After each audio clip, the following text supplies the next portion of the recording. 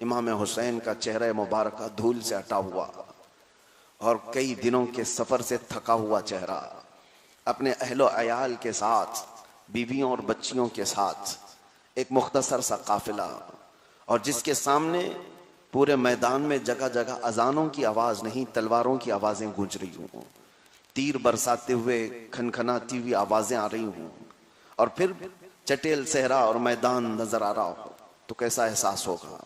हम तो निकम्मे लोग हैं, हम तो कमजोर लोग हैं, हमारी क्या हैसियत है? उस हुसैन आजम का मकाम तो ये है कि हर खतीब जुमा में उनका तज़किरा किया करता है, बगैर उन पर दुरूद भेजे किसी की नमाज भी नहीं है। हाँ, हर नमाज में आप बारगाह मुस्तफ़ा सल्लल्लाहु अलैहि वसल्लम में जब दुरूद भेजते हैं तो हुजूर की आल पर भी दरूद भेजना जरूरी है। सिर्फ सरकार सल्लल्लाहु अलैहि वसल्लम पर दुरूद हम नहीं भेजते। अल्लाहुम्मा सल्लि अला सय्यिदिना मुहम्मद व अला आलि सय्यिदिना मुहम्मद। हुजूर की आल पर दुरूद भेजे बगैर दुरूद भी कंप्लीट नहीं है। हर नमाज में खुतबा भी उस वक्त तक मुकम्मल नहीं जुमा का जब तक हुजूर पर और हुजूर की आल पर दुरूद ना भेजे। सारी दुनिया हुजूर की आल पर दुरूद भेज रही है। मुझे बताओ, उस वक्त रसूल की आल में हुसैन आजम से बढ़कर कौन था? उस शहजादे से बढ़कर के कौन था? वो रसूल करीम सल्लल्लाहु तआला अलैहि वसल्लम की उन निशानियों में आखिरी चिराग थे जिनको मेरे आका ने चूमा था, बोसा लिया था। वो शहजादों में आखिरी थे। और उस वक्त ये उम्मत के हालात कैसे थे? बुरा हो लालच का, बुरा हो तख्त सियासत का, बुरा हो इन हुकूमतों के अय्याशों का। जिस किसी के अंदर ये चीजें आ जाती हैं उसको अंधा कर देती हैं। दुनियावी हिर्स और दुनियावी लालच अच्छे अच्छे लोगों के तकवे को भस्म कर देती हैं। इमाम हुसैन के मुकाबले में जो लोग आए थे वो कुफ्फार और मुशरिकीन नहीं थे कि जिस तरह बद्र के मैदान में मुशरिकीन आए थे, उहद के मैदान में मुशरिकीन आए थे, खंदक में, खैबर में यहूदी आए हुए थे। यहाँ करबला में ऐसा नहीं था। करबला में मुशरिकीन, कुफ्फार, यहूदी, ईसाई नहीं आए थे, बल्कि यहाँ आए हुए वही मुसलमान ही थे। इनकी तमा क्या थी, इनकी लालच क्या थी? सिर्फ और सिर्फ वक्ती हुकूमत जो कायम है उसका साथ देने की ख्वाहिश। आज भी बहुत सारे लोग हैं इसी मकसद के साथ कि वहां से हमें कुछ मिल जाएगा। तो ये मुसलमानों की मुखबिरी नहीं करते, आज अपनी कौम की दलाली नहीं करते। हर जमाने में इस तरह के गद्दार और मुनाफिक पाए जाते हैं। इमाम हुसैन का मुकाबला ऐसी गद्दारों से था, मुशरिकीन से नहीं था। और आदमी को तकलीफ उस वक्त ज्यादा होती है जब अपने उसके सामने खड़े हो जाते हैं, जब अपनी जमात के लोग उससे लड़ने के लिए खड़े हो जाते हैं। हमें भी दर्द उसी वक्त होता है। हम तो शौक से लड़ लें कुत्तों से, हम तो शौक से इनसे भिड़ जाएं जो अल्लाह और रसूल के दुश्मन हैं। लेकिन हमारी सफ़ों में खड़े होने वाले जब हमारे खिलाफ खड़े नजर आते हैं तो तकलीफ अलग होती है, एहसास अलग होता है। मैंने भी महसूस किया मेरे अजीजों, मैं कोई कंपैरिजन नहीं कर रहा हूँ, एक तकलीफ के, दर्द के असर का आपके सामने इजहार कर रहा हूँ। इमाम हुसैन रदी अल्लाह तआला अन्हु मैदान करबला में आखिरी वक्त तक नसीहत ही करते रहे, उनसे कहते रहे कि तुम मुझे पहचानो, तुम मुझे पहचानो। मैं इमाम हुसैन का खुतबा आज भी पढ़ता हूँ तो आंखों से आंसू रवा हो जाते हैं। मैदान करबला में उनके खानदान की औरतों की आवाजें निकल गई थी उस खुतबे के बाद, जो आशूरा के दिन मेरे आका इमाम अली मकाम ने जो खुतबा दिया था। आपने पहले ही जुमले में यूं कहा था, ए कूफियो, क्या मैं वो नहीं हूं जिसको रसूलुल्लाह बोसा दिया करते थे? क्या मैं वो नहीं हूं जिसको इस दुनिया में, इस रुए जमीन पर फातिमा जहरा का आखिरी बेटा होने का शरफ हासिल है? क्या मैं वो नहीं हूं कि मेरे बाप हैदर कर्रार और मेरे बाप के चचा अमीर हमजा, मेरे चचा जाफर तैयार, क्या मैं वो नहीं हूं कि खानदान रसूल से आज उनकी औलाद में से आखिरी हूं? सारी ये फजीलतें सरकार इमाम हुसैन गिनाते रहे। एक बात मुझे याद आती है, यजीद के दरबार में जब इमाम हुसैन का सर लाया गया था बाद में, शहादत के बाद, वहां एक यहूदी खड़ा था और उसने देखा कि ये मजमा और ये सारी चीजें, तो उसने देख करके यजीद के दरबार में बेसाख्ता कहा था कि सुनो, मैं मूसा अलैहिस्सलाम की औलाद में से हूं। कहा, मैं मूसा अलैहिस्सलाम के औलाद में से हूं। मेरे और मूसा अलैहिस्सलाम के बीच में 70 पुश्ते हैं, 70 पीढ़ियों के बाद मैं हूं, लेकिन उसके बावजूद मेरी पूरी कौम सबसे ज्यादा मेरी इज्जत करती है, इसलिए कि मूसा अलैहिस्सलाम की औलाद में हूं। और ये तो अजीब बात है कि रसूलुल्लाह का डायरेक्ट नवासा तुम्हारे पास कत्ल करके लाया गया है। अजीब कौम है। कुल मिला करके मेरे अजीजों, इसका खुलासा ये निकलता है कि लालच, हिर्स और दुनियावी तमा एक ऐसी चीज है जो इंसान को अंधा कर देती है। वो क्या कर रहा है उससे उसको इसका कोई एहसास नहीं होता। दुनियावी एक हिर्स और इतनी खतरनाक चीज है।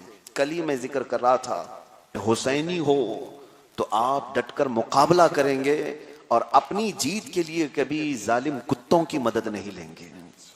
इमाम हुसैन, इमाम अली मकाम के आखिरी उस सफर पाक के बारे में आज अर्ज करता हूँ कि हुआ ये था कि मक्का मुकर्रमा में सरकार सैयदना इमाम अली मकाम जलवा फिगन थे और हालात इस तरह के चल रहे थे कि जगह जगह यजीद अपने जोर और जबरदस्ती के साथ लोगों से बैत ले रहा था। हमारी हुकूमत को मानो नहीं तो मार दिए जाओगे। हाँ, डेमोक्रेसी नहीं है। और ऐसे कि किसी को पैसे की लालच दे दें या तो फिर अंदर डालने की धमकी दे दें, जो आज तक चला आ रहा है। मानो हमें, नहीं तो फिर आपको अंदर कर दिया जाएगा। तो ये यजीदी दौर हर जमाने में दिखाता है, लेकिन वो ज्यादा चलता नहीं है। इंशाअल्लाह आज के यजीद भी बहुत जल्दी खत्म होंगे। इंशाअल्लाह बहुत जल्दी। वक्त आ चुका, जुल्म एक लिमिट तक पहुंचता है, उसके बाद नीचे आना ही है। बड़े बड़े फिरौन, कारून, शद्दाद, हामान सब गिरे औंधे मुंह, तो इनकी क्या औकात है। हाँ, बस ये है कि इन अयाम में हमें एक बड़ी आजमाइश का शिकार होना पड़ता है। और ऐसे भी नहीं कि हम आजमाए जाते हैं और तनहा छोड़ दिए जाते, नहीं, आजमाइश में मौला डालता भी है और मदद भी वो खुद ही करता है। वरना मेरे अजीजों, हम इस जमीन पर कदम रखकर खड़े होने के भी काबिल नहीं थे।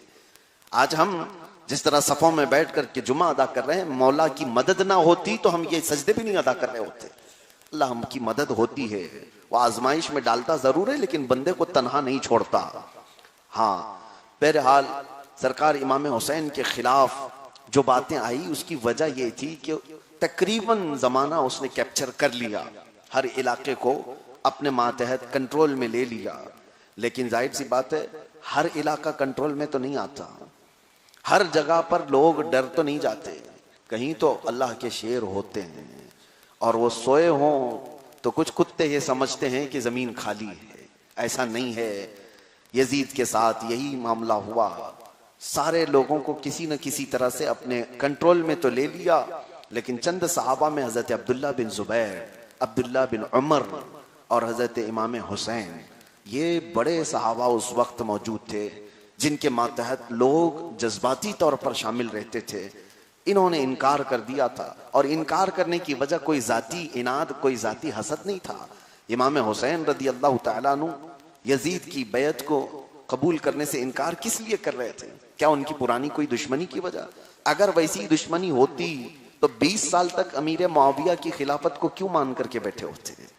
अमीर मुआविया 20 साल तक खलीफा रहे और उस वक्त हजरत इमाम हुसैन ने कोई जंग नहीं की उनके खिलाफ, ना ही अपने खानदान को लेकर के उनके खिलाफ खड़े हुए, ना ही कभी ऐलान किया। नहीं, हजरत अमीर मुआविया के इंतकाल के बाद जब यजीद खिलाफत का ऐलान किया तो इमाम हुसैन ने कहा कि अमीर मुआविया तक तो बात ठीक थी, सहाबी रसूल थे, जैसे भी मामलात रहे वो कातिब कुरान थे, उनके हालात देखे हुए थे, लेकिन यजीद उस तरह का नहीं था अपने बाप की तरह। यजीद की अय्याशियां मशहूर थी, यजीद का फासिक और फाजिर होना मालूम था लोगों को। क्या आप मुझे बताओ, आम लोगों की बात मैं पूछता हूं, कोई शराबी जुआरी अभी अगर मुसल्ले के पास आ जाए और कहे आज जुमा मैं पढ़ाऊंगा, कितने लोग पढ़ने को तैयार होंगे? कोई पढ़ने को तैयार होगा। और अगर आपको मालूम है कि ये जुआरी है बहुत बड़ा, ये शराब के नशे में रहता है, या ये जिनाकार है, इस तरह के सूदखोर है, आपको अगर मालूम हो तो क्या उसको मुसल्ला इमामत पर खड़े होने देंगे? आप खींच करके पीछे करेंगे। मैं आपसे पूछना चाहता हूं, ये तो 2 रकात की नमाज है, पढ़ाने क्यों नहीं देते उसको? वो ऐलान भी करे कि मैं मुसलमान हूं, फिर भी आप नहीं पढ़ाने देते। मियाँ शराब कबाब तो दूर की बात, दाढ़ी छोटी हो तो हम खड़े नहीं करते हैं। होता है कि नहीं? ये सबका मिजाज है। अरे दाढ़ी तक नापते हैं इमाम की, उसकी नाड़ी तक देखते हैं, उसका पैजामा तक देखते हैं कहां तक पहना हुआ है। मैं आपसे ये पूछता हूं कि आप अपने इमाम को सबसे बेहतर देखना चाहते हैं, ये मिजाज दिया किसने? ये मिजाज दिया है इमाम हुसैन। अगर इमाम हुसैन उस वक्त यजीद को अमीरुल मोमिनीन मान लेते तो हमारे मुसल्लों की इसका कोई स्टेटस नहीं होता। कल को कोई शराबी यहाँ खड़ा होता, कबाबी खड़ा होता, अगर आप उसको पीछे खींचते कि तू इमाम बनने के काबिल नहीं, तो आपको जवाब देता रसूलुल्लाह के नवासे ने यजीद को इमाम माना था, तो मैं क्यों नहीं इमाम बन सकता। हाँ, मसला सिर्फ ये था कि कयामत तक के लिए दलील बनने वाली थी। लोगों को लगता है एक छोटा सा वाकया हो गया, करबला जो है वो आपस में लड़ाई हो गई, कत्ल गारत हो गया, नहीं, कयामत तक के लिए एक मिशाले राह बनने वाली चीज थी। और सबके लिए आइडियल इमाम हुसैन की जात थी। इमाम हुसैन का हल्का सा भी कदम इधर से उधर करना आने वाली नस्लों के लिए दलील बन जाता। इसीलिए सरकार सैयदना इमाम हुसैन, कभी कभार ठंडे दिल से सोचते हैं तो ऐसा लगता होगा आपको, एक छोटी सी बात थी, इतने खानदान को शहीद करने की क्या जरूरत थी। पूरे खानदान को करबला के मैदान में, वहां के रेगजारों में, तपते हुए सहराओं में ले जाने की क्या जरूरत थी। कंप्रोमाइज कर लेते तो घर बच जाता था, थोड़ी देर के लिए मान लेते तो खानदान फलता फूलता। ये तुम्हारी सोचें हैं, तुम्हारे साथ ऐसा हो तो कंप्रोमाइज कर लोगे कि खानदान बचा ले। इमाम हुसैन के हाँ ये फिक्र थी, थोड़ी देर के लिए खानदान तो बच जाएगा, रसूलुल्लाह का दीन लुट जाएगा। हाँ, इमाम हुसैन के सामने ये नजर थी कि फिर खानदान बचाएं कि दीन मुस्तफा बचाएं। उन्होंने इस बात को तरजीह दी, खानदान लुटता है तो लुट जाए, नबी का दीन लुटने ना पाए, मेरे आका के दीन पर कोई हमेशा के लिए एक धब्बा आने ना पाए। और उन्होंने वो अजीमत का रास्ता इख्तियार किया। सरकार इमाम आली मकाम को जब जोर जबरदस्ती किया गया कि आपको बैत कबूल करना ही होगा वरना जीने नहीं दिया जाएगा, तो इस वजह से आप मदीना छोड़कर मक्का चले आए अपने खानदान को लेकर। मक्का मुकर्रमा जब वहां आए, रमजान का महीना पूरा आपने गुजारा, शव्वाल गुजारी, जिलक़ादा गुजारा, 3 महीने तक आप वहीं रहे। हालात नॉर्मल थे, अच्छे थे, मक्का में जंग नहीं हो सकती थी। लेकिन बुरा हो इन कूफियों का, इमाम आली मकाम को बैठे बिठाए अपनी तरफ बुलाने पर जिद किया, इसरार किया, हजारों खत लिखे और आने पर मजबूर किया। इमाम आली मकाम निकलने के लिए तैयार हुए, लेकिन उससे पहले अपने मोहतमद इमाम मुस्लिम बिन अकील को कूफा के हालात देखने के लिए भेजा भी था। इमाम मुस्लिम बिन अकील आए, शुरू में लोगों ने उनके हाथ पर बैत किया। रिवायात ये बताती हैं 40,000 तक लोग उनके साथ शामिल हुए थे। 40,000 का मजमा किसी के साथ आ जाए तो फिर जाहिर सी बात है एक विजन बन जाता है कि सारा इलाका हमारा है, सारे लोग चाहने वाले। आपने खत भी लिख दिया इमाम हुसैन को कि हालात सब अच्छे हैं, आप तशरीफ लाएं, सबों ने मेरे हाथ में आपके नाम पर बैत की है, आप तशरीफ लाएं। इमाम हुसैन की बारगाह में खत तो पहुंचा, लेकिन अचानक कूफा के हालात बदले। उबैदुल्लाह बिन जियाद नाम के सख्त जालिम किस्म के गवर्नर को यजीद ने कूफा का गवर्नर बनाकर भेजा। वो पहले बसरा का गवर्नर था, वहां से उसको यहाँ की हुकूमत दी गई। जैसे होता है अपना आदमी बिठाना है ताकि सबके ऊपर दबाव बनाए। वहां कूफा के जो गवर्नर थे नौमान बिन बशीर, उन्होंने नरमी इख्तियार की थी, अहले बैत से वो मोहब्बत करते थे, उनको माजूल कर दिया गया, तुम चलने के काबिल नहीं हो, हमारा आदमी चलाएगा। उबैदुल्लाह बिन जियाद को भेजा गया गवर्नर बना करके। और उसके बाद वो जालिम ऐसा था, आते ही उसने ऐलान किया कि जो मुस्लिम बिन अकील की वफादारी छोड़ दे उसको अमान दिया जाएगा, और जो उनके साथ होगा उसको पकड़कर कत्ल किया जाएगा। कितने लोगों को उसने मारना शुरू किया। मेरे अजीजों, ये जो दहशत का माहौल है वो कूफा में पहले फैलाया गया था। हजरत हानी बिन उरवा, जिनके घर पर इमाम मुस्लिम बिन अकील रह रहे थे, उनको बुलाकर कत्ल किया और इमाम मुस्लिम बिन अकील को गिरफ्तार करके कत्ल करके उनका सर दारुल इमारत से नीचे गिराया गया और फिर उनके जिस्मों को गलियों में खींचा गया। और उसके बाद छत के करीब ये लाशों को लटकाया गया ताकि पूरे कूफा वालों में एक हैबत फैल जाए, एक दहशत तारी हो जाए। किस तरह से हम मारते हैं ये देख लो। अगर तुम्हारे मोबाइल में वायरस भेज दे और तुमको बता दे कि एक वायरस नया आया है, मोबाइल पूरा हैक कर देगा, मोबाइल पूरा तुम्हारा हैंग कर देगा और फैला हुआ है, लिंक भेजी जा रही है, सबको पता हो, मुझे बताओ क्या उस लिंक पे क्लिक करोगे? डर लगता है कि मोबाइल कहीं हैक ना हो जाए या हैंग ना हो जाए। तुम्हारे मोबाइल की तो तुम्हें फिक्र है कि कोई वायरस मेरे मोबाइल के अंदर ना आ जाए, लेकिन हुजूर पाक की शान में गुस्ताखियां, मुसलमानों के खिलाफ होने वाली साजिशों की वीडियोस, ये सब चीजें आती हैं तो शौक से खोल के सुनते क्यों हो, देखते क्यों? तुम्हें खुद पता है कि तुम कुछ कर नहीं सकते, बस ये है कि तुम्हारे दिलों के अंदर एक दहशत पैदा होती है, नर्वसपन आता है, नाउम्मीदी आने लगती है, अरे इतने हालात खराब हैं तो फिर मुझे भी बदलना होगा, कल से तुम टोपी छुपाने लग जाओ, कल से तुम दाढ़ी छुपाने लग जाओ, हालात बहुत बुरे हैं। पूछा आपने किसी नौजवान से, कहाँ हालात बहुत बुरे हैं? अरे नहीं देखा नहीं आपने वीडियो कैसे मार रहे हैं ट्रेन में? अच्छा तुमने वीडियो देखा और तुम्हारा ईमान बदल गया, तुमने ये वायरल चीजें देखी और तुम्हारा जमीर बदल गया। ये जालिम कुत्ते करते ही इसलिए हैं कि तुम्हारे दिलों के अंदर दहशत पैदा हो जाए, तुम इस हैबत में जीते रहो। इसीलिए मेरे अजीजों, पहले के बुजुर्गान दीन इन तमाम चीजों की तरफ तवज्जो नहीं करते थे। सैयदना खालिद बिन वलीद रज़ियल्लाहु तआला अन्हु का एक मंशूर था जंगों के हालात में, पता है बहुत सख्त थे वो इस मामले में। वो ये कहते थे कि जब तक हम वतन वापस ना आए, कितने शहीद हुए ये बताने की भी जरूरत नहीं, कौन कौन कत्ल हुआ, कौन कौन शहीद हुए हमारे सिपाहियों में, वो ऐलान करने की भी जरूरत नहीं। आप इस बारे में सख्ती करते थे, वजह यह थी कि तुम्हारे दिलों के अंदर कहीं नर्वसपन ना आए कि फलां साथी भी चला गया, फलां भी चला गया। नहीं मेरे अजीजों, जवां मर्दी के भी कुछ उसूल हुआ करते हैं। आज के इन हालात पर मुझे तंबी करना है, इसलिए मैं बीच में रुक करके कह रहा हूं, इस तरह की चीजें तुम वायरल ना करो। जालिम को मदद होती है, उसके मिशन में और फरोग मिलता है उसे। वो चाहते यही हैं कि तुम फैलाओ और तुम्हारे दिलों में दहशत तारी हो जाए।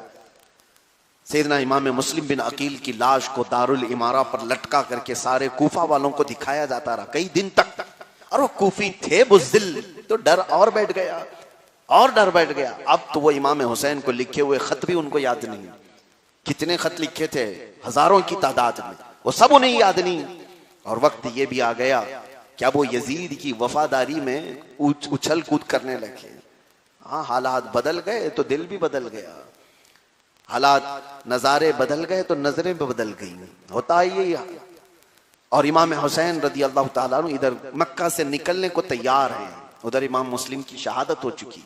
इमाम हुसैन को इस बात का पैगाम नहीं आया था, कोई खत नहीं आया था कि हज़रत इमाम मुस्लिम बिन अकील का इंतकाल हुआ या उनकी शहादत हुई।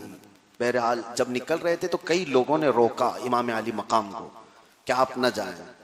रिवायात मौजूद हैं, फरजदक शायर एक बहुत बड़ा अरबी शायर है, उसने कहा इमाम अली मकाम से कि आप जा तो रहे हैं कूफा, लेकिन एक बात मैं आपको बताऊं कि उनके दिल आपके साथ हैं, लेकिन उनकी तलवारें बनु उमैया के साथ हैं, उनकी तलवारें यजीद के साथ हैं। वो कहते कुछ और हैं, करते कुछ और हैं, आप ना जाएं अपने बच्चों को लेकर।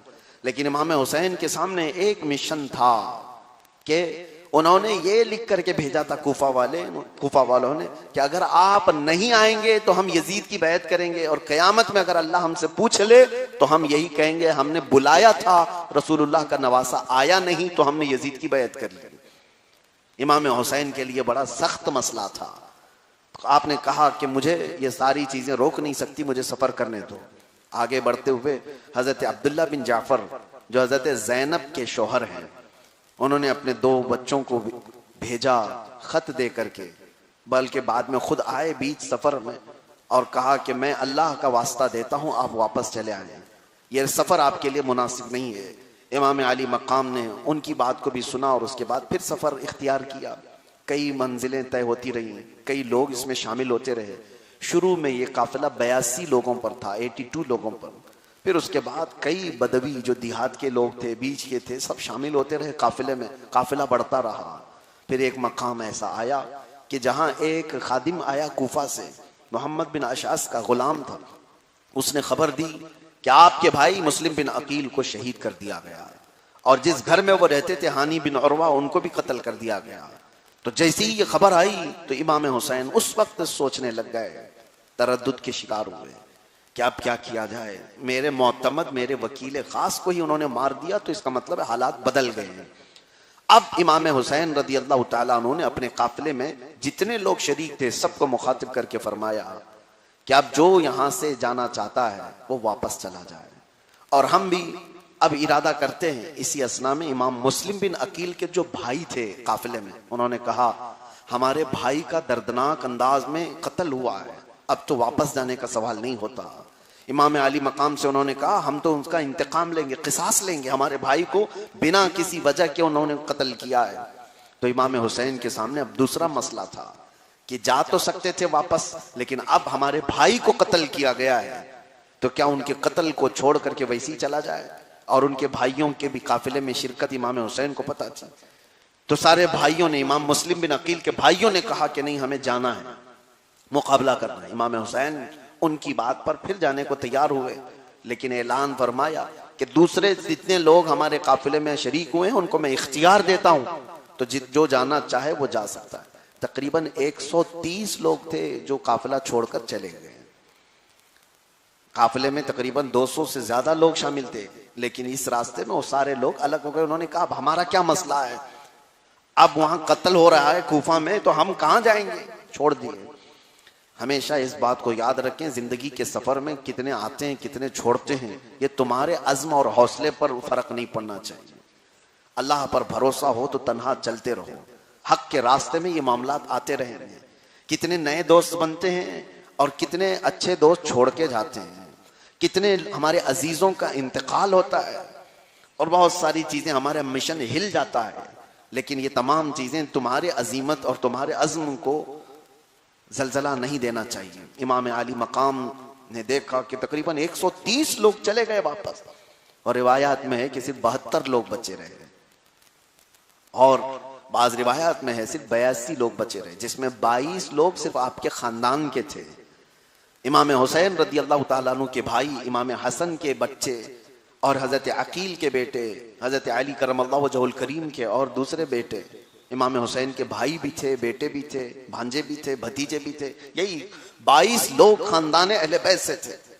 सफर चला, अब कूफा की तरफ जा रहे थे, बीच रास्ते में एक लश्कर करीब आता हुआ नजर आया। ये पहला लश्कर था वो हुर बिन यजीद तमीमी का। हुर बिन यजीद एक सिपह सालार, कूफा से वो 1000 का लश्कर लेकर के बीच रास्ते में आया और इमाम हुसैन रदी अल्लाह ताला अन्हु को सलाम किया और कहा कि आप किस तरफ का इरादा किए हुए हैं। इमाम हुसैन ने अपना मुद्दा बयान किया और इमाम हुसैन ने कहा अब हम जंग के लिए नहीं आए हैं। इमाम हुसैन की इस बात को सुनकर हुर बिन यजीद ने कहा हमको तो भेजा गया आपको गिरफ्तार करके कूफा लाने के लिए। हमारे गवर्नर उबैदुल्लाह बिन जियाद का हुक्म है कि आपको कूफा की तरफ ही लेकर के चलूं और आपको किसी न किसी तरह से गिरफ्तार करके कूफा लाया जाए, लेकिन मैं गिरफ्तार तो नहीं करूंगा, लेकिन आपको उसी रास्ते पर चलना पड़ेगा। तो जब इमाम हुसैन दूसरा रास्ता इख्तियार करते तो वो रोक देता, कहा नहीं इसी रास्ते पर आपको चलना होगा, मैं बेड़ियां पहनाकर गिरफ्तार करके नहीं ले जाऊंगा, लेकिन आपका काफिला चलेगा तो कूफा की तरफ ही चलेगा। वो जोर जबरदस्ती ये 82 लोगों को 1000 का लश्कर घेर करके एक ही तरफ चलाता था और ये सफर थोड़ा थोड़ा चलता रहा 3 दिन तक। उसके बाद एक जगह पड़ाव कर लिया इमाम अली मकाम ने और ऐसी जगह पड़ाव किया जहां दरियाए फुरात करीब था, लेकिन हुर बिन यजीद को हुक्म था कि हुसैन जहां रुके इस बात का हमेशा ख्याल रखना कि खाने पीने की कोई जगह आसपास नहीं होनी चाहिए। तो हुर बिन यजीद ने इमाम अली मकाम को फुरात से दूर रखा और आसपास सब घेराबंदी की। इमाम अली मकाम वहां पर उतरे और जैसे ही उतरे तो आपने लोगों से पूछा इस जगह का नाम क्या है? तो लोगों ने कहा इस जगह को करबला कहा जाता है। तो आपने फौरन फरमाया हादा मौदअ करबला मनाखु रिकाबिना व महज्जु रिजालिना मक्तलु रिजालिना। आपने कहा मैंने सुना है यही वो जगह है जहां हमारे सवारियों के बैठने की जगह और हमारे जवानों के कत्ल होने की जगह, यही वो जगह है। मैंने कल भी अर्ज किया है मेरे बयान में कि ये शहादत इमाम हुसैन करबला का वाकया ये अचानक सडनली होने वाली चीज नहीं है। जब इमाम हुसैन 6 महीने के थे तभी रसूलुल्लाह ने बताया था कि मेरा ये बच्चा शहीद होने वाला है, मेरी उम्मत इसको कत्ल करने वाली है। सब सहाबा जानते थे सरकार इमाम हुसैन को उम्मत शहीद करेगी, कत्ल करेगी, ये सब मशहूर था। और इमाम अली मकाम उतरते ही कहते हैं कि ये वो जगह है जो हमारे सवारियों के बैठने की, बांधने की जगह और हमारे जवानों के कत्ल होने की जगह। उसके बाद ये 7वीं मुहर्रम के करीब दिन था, इमाम अली मकाम वहां पर मौजूद हुए। तो इसके बाद से जो रिवायात बताती हैं कि अब आपके खीमों की तरफ पानी वगैरह सब बंद कर दिया गया था। यही वो दिन थे जब आपके खीमों की तरफ पानी का जाना बंद कर दिया गया। और उसके बाद इमाम अली मकाम वहां पर ऐसा नहीं है कि खामोश, जंगें चालू हैं। हुर बिन यजीद इतना तो था उसके दिल में कि जब इमाम हुसैन के यहाँ अजान होती, जमात होती, तो उनके पीछे नमाज भी पढ़ी जाती थी। इमाम एक ही था, पूरे मुक्तदी पीछे एक ही इमाम के, यजीद की तरफ से आए हुए भी, हुसैन की तरफ से आए हुए भी, सब की जमात एक ही होती थी और इमाम हुसैन ही थे। और करबला के मैदान में जालिमों ने इस चीज को महसूस किया था कि इमामत के काबिल तो यही हैं, लेकिन लालच का बुरा हो, अमीरुल मोमिनीन ये नहीं बन सकते। बहुत सारे लोग इस फितरत में जीते हैं, उन्हें पता है हक क्या है, उसके बावजूद तस्लीम नहीं करना चाहते। हक उन्हें पता रहता है कि ये हक है, उसके बावजूद वो खड़ा होना नहीं चाहते। ये फितरत यजीदियों की थी। हुआ ये कि सरकार सईदुल शुहदा इमाम अली मकाम नमाज भी पढ़ाते रहे, जिक्र और अज़कार भी होता रहा, खीमों में सब्र और रजा की तालीम भी दी जाती रही, बच्चियों को तलकीन भी की जाती रही। ये रिहर्सल चल रहा है, तरबियत दी जा रही है, एक बड़े मिशन की तरफ जाना है। और जाहिर सी बात है, खानदान नबूवत के इन बच्चों की तरबियत कैसी हुई होगी जिनको बचपन में बताया गया था कि तुम्हें शहादत पाना है। जिन बच्चों को बचपन में बता दिया जाए कि तुम्हारा कत्ल होगा, तुम्हारी शहादत होगी, तो उनकी तरबियत भी उसी अंदाज से हुई होगी। उनके दिलों में तवक्कुल भी भरा होगा, ईमान भी भरा होगा, यकीन भी भरा होगा। इसी तरह से तवक्कुल यकीन के साथ इमाम हुसैन मैदान में खड़े हैं। आप कभी सोचें कि तन्हा अगर आप हो जाएं किसी हाल में, सफर में ही, तो आप चीखना चिल्लाना शुरू कर दें, लोगों को हाथ दिखाना शुरू कर दें, हाय मदद, हाय मदद, कोई है इधर आसपास जो मेरे घर वालों को बचा ले।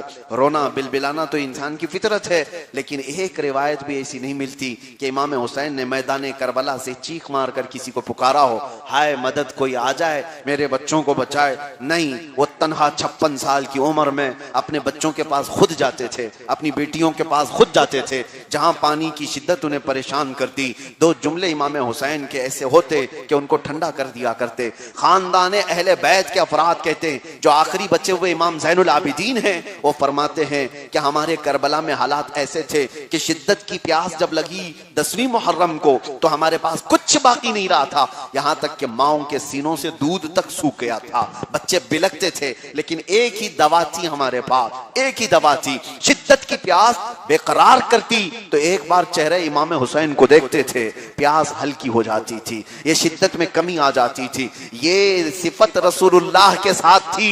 सहाबा बयान करते हैं, हजरत अबू हुरैरा, कि जब हमें शिद्दत की भूख लगती तो हम चेहरे रसूल को देख लेते थे। वो दवा थी, वो ग़िज़ा थी, वो शिफा थी। यही चीज खानदान अहले बैत के साथ इमाम हुसैन के चेहरे पाक में थी। वो कहते हैं, चेहरे इमाम हुसैन हमें सब्र और देता था, तवक्कुल और बढ़ाता था, यकीन और बढ़ाता था। इमाम अली मकाम ने सियासी ये तमाम लुटेरों को कभी बुलाया नहीं कि आओ मेरी मदद करो। हाँ, करबला के मैदान में जो खुतबे इमाम हुसैन के हैं, वो सारे खुतबे सामने आने वाले लोगों के लिए ही थे कि तुम अपने हाथों को मेरे खून से न रंगो, तुम जहन्नम में न जाओ। इसलिए उनके खुतबे थे, ये नहीं कि ए यजीदियों आओ तो मेरी मदद करो, मेरे बच्चों को बचा लो। नहीं, आप खुद सामने आने वालों को बचाना चाहते थे कि तुम जहन्नम में जाओगे। अब सुनिए, हुर बिन यजीद ने रोक तो दिया, और उसके बाद इमाम हुसैन के साथ उसने बहुत सख्ती तो नहीं की, कोई मार धाड़ या कोई जंग नहीं की।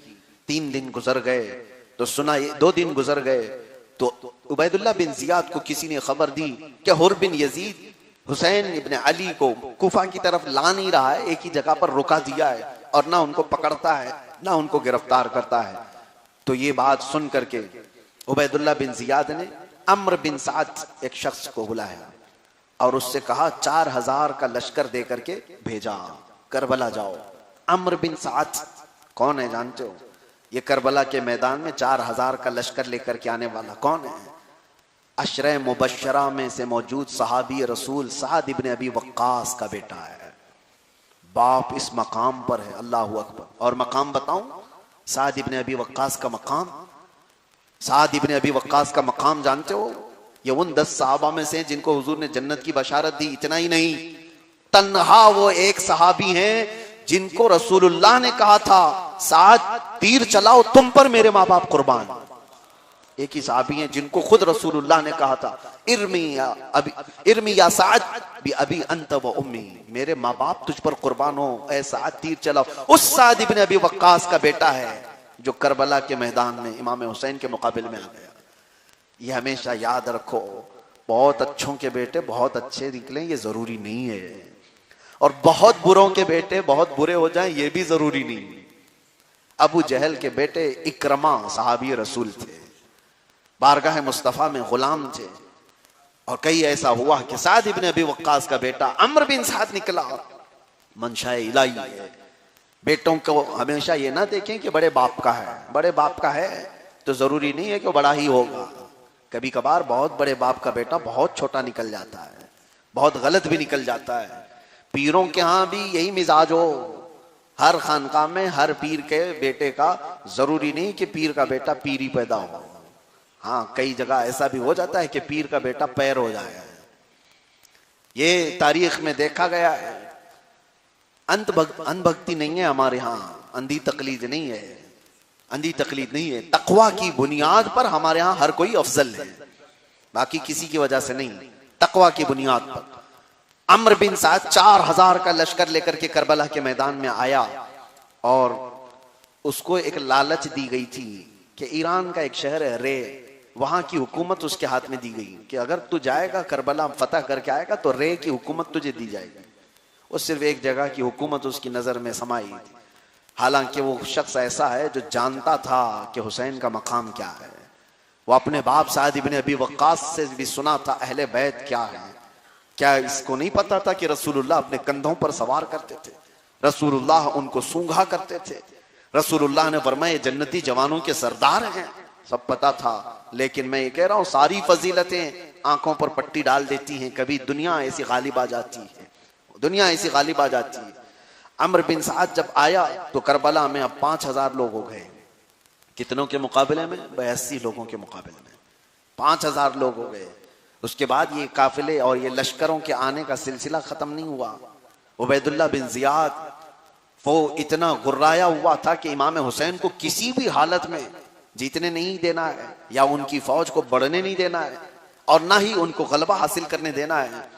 तो बढ़ाते बढ़ाते बढ़ाते अपनी फौज को 22,000 तक ले जाए। ये कोई तस्वुर में भी ला सकता है? हाँ, लेकिन हमेशा हक और बातिल की लड़ाइयां ऐसी होती रही। आज मैं आपको बताना चाहता हूं, जालिम हमेशा अपनी तादाद पर गुरूर करता है, बातिल हमेशा अपनी फौज पर इतराता है। उसको ये पता है कि मेरे पास बहुत बड़ी तादाद है, बहुत बड़ी फौज है। और यही हुआ कि करबला के मैदान में सिर्फ 72 लोगों को या 82 लोगों को घेरने के लिए 1000 भेजे थे, वो भी बहुत थे, 4000 भेजे, वो भी बहुत थे। उसके बाद तकरीबन 15-16 हजार और भेजे। ये कितनी बड़ी तादाद हो गई। 10वीं मुहर्रम तक रिवायात बताती है 22,000 लोग वहां मैदान में जमा हो चुके थे। 22,000 लोग।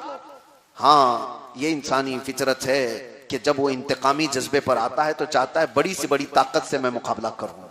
और हमेशा ये देखने को मिला है बातिल के अंदर एक खौफ अंदरूनी हमेशा रहता है, हक का खौफ हमेशा रहता है। उसे पता है कि हुसैन अकेले हैं, बगैर जामाने जंग के आए हैं, हथियार कम है इनके पास, खानदान छोटा है, बच्चे हैं, बीवियां हैं, औरतें हैं।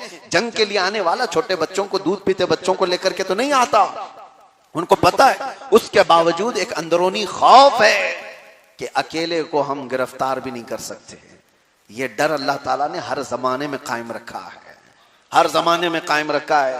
हजरत किफायत अली काफी रहमतुल्लाह ताला अलैह है, ये मुरादाबाद शहर के मशहूर आलिम दीन हैं, जिनको गिरफ्तार करके सूली पर चढ़ाया गया था, जिनकी मशहूर जमाना नात है, कोई गुल बाकी रहेगा न चमन रह जाएगा, पर रसूलुल्लाह का दीन हसन रह जाएगा।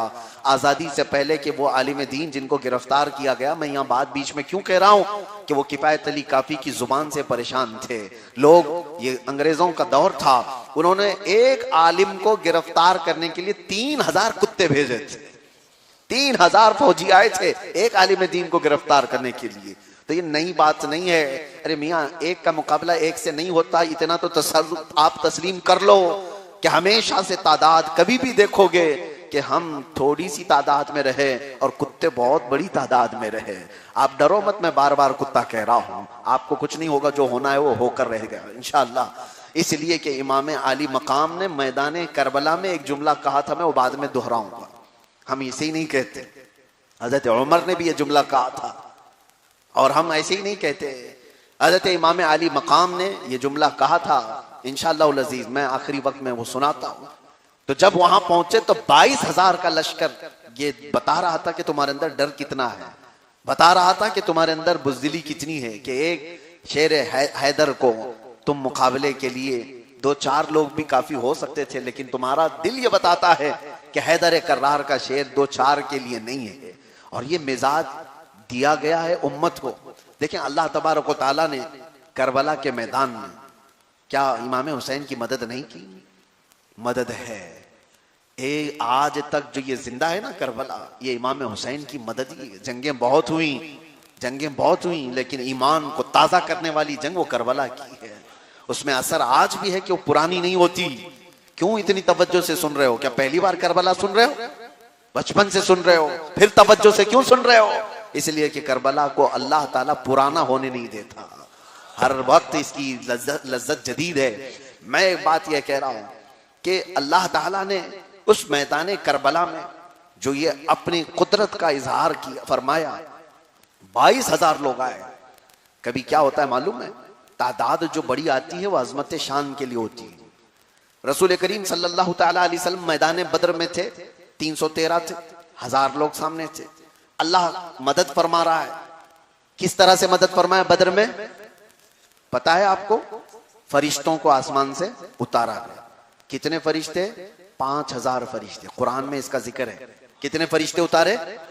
5,000 फरिश्ते बद्र के मैदान में उतारे गए। अरे मियां, कभी आपने सोचा एक फरिश्ते की ताकत क्या है? एक फरिश्ते की ताकत यह है कि वो जितने कुत्ते आए थे 1000 फूंकों में उड़ जाते हैं। एक पर हिलाने से जिब्राइल के पूरी बस्ती भस्म हो गई थी। उनके एक आवाज से शुएब अलैहिस्सलाम की कौम हमेशा के लिए खत्म हो गई थी। एक फरिश्ता ही काफी है इनको ठिकाने लगाने के लिए। 5,000 फरिश्ते आए थे बद्र के मैदान में। क्या वो इतने बड़े लोग थोड़ी ना थे? यहां पर 5,000 फरिश्ते जो उतारे गए थे, मुफस्सिरीन फरमाते हैं वो हुजूर पाक सल्लल्लाहु तआला अलैहि वसल्लम की अज़मत शान बयान करने के लिए, अज़मत शान बयान करने के लिए एक फरिश्ता भी काफी था। लेकिन अल्लाह ताला अपने हबीब की शान बयान करने के लिए तादाद। और कभी कभार क्या होता है मेरे अजीजों, यही करबला के मैदान में हम देखते हैं, वो जालिम चाहते तो बराबर बराबर के मुकाबले में आते, लेकिन गैर इख्तियारी तौर पर वो 82 के मुकाबले में 200 नहीं आए, 82 के मुकाबले में 300 नहीं आए, 82 के मुकाबले में 400-500 या 1000 नहीं आए। सीधे उन्होंने तादाद 22,000 की बना दी। क्योंकि एक मिजाज दुनिया को ये देना था कि हुसैन वाले जब भी हों उनसे मुकाबला अकेले में नहीं होगा, 22,000 कुत्तों को लाना पड़ेगा, तब जाकर के शेर को घेरे में लिया जा सकता है। और लिया भी जाएगा। लेकिन एक जुमला याद रखें, हुसैन आजम के वफादारों को गिरा तो सकते हो, मिटा कभी नहीं सकते, मिटा कभी नहीं सकते। 22,000 क्या 22 लाख लेकर के आओ, गिरा तो सकते हो मैदान में, लेकिन मिटा नहीं सकते। और ये चीज असरात आज भी हम देख रहे हैं, आज भी हम देख रहे हैं। इसीलिए मरने का डर अपने दिल में समा कर मत बैठना। हाँ, कहीं फांसी पर चढ़ने का खौफ तुम्हें सताते हुए नींदें उजाड़ना थे। मेरे अजीजों, एक जुमला हमेशा याद रखें, हमें भी पता है हमारे साथ क्या होने वाला है। हमने ओखली में सर रख दिया है तो फिर मुसल से क्या डरना। हमें पता है इस दुनिया में मरने के लिए ही आए हैं, कोई भी करोड़ों साल जीने के लिए नहीं आया है। सबको पता है किसी हॉस्पिटल में मरेंगे या घर के बिस्तर पर पांव रगड़ कर मरेंगे। जब पता है ही दुनिया से जाना है तो अल्लाह के कलमे को बुलंद करके क्यों ना जाएं, अजमत मुस्तफा को बयान करके क्यों ना जाएं। क्योंकि जाने के वक्त ये शर्मिंदगी तो ना हो कि थोड़ा वक्त मिल गया होता, हुजूर की मोहब्बत सिखा करके गया होता। मरने के वक्त ये एहसास तो ना हो कि मैं कलमा भी बुलंद आवाज से पढ़ ना सका। मरने के वक्त ये एहसास भी ना हो किसी कुत्ते के मुकाबले में मैं खड़ा भी ना हो सका। इसलिए जब तक जुबान चल रही है, गंग होने से पहले, बीमारियां आने से पहले, हम तो ये चाहते हैं जो कह सके वो कह दें, मरने के वक्त शर्मिंदगी तो ना हो। इसलिए कि मरे यजीद भी हैं, मरे अबू जहल भी, मरा अबू जहल भी, अबू लहब भी, लेकिन शर्मिंदगी के साथ गए हैं, अपने आप को रुस्वा होते हुए देख करके गए हैं। लेकिन मौला हुसैन का एक भी शहजादा शर्मिंदगी से मौत नहीं मरा। कोई शहीद ऐसा नहीं हुआ कि सर झुका करके गया हो।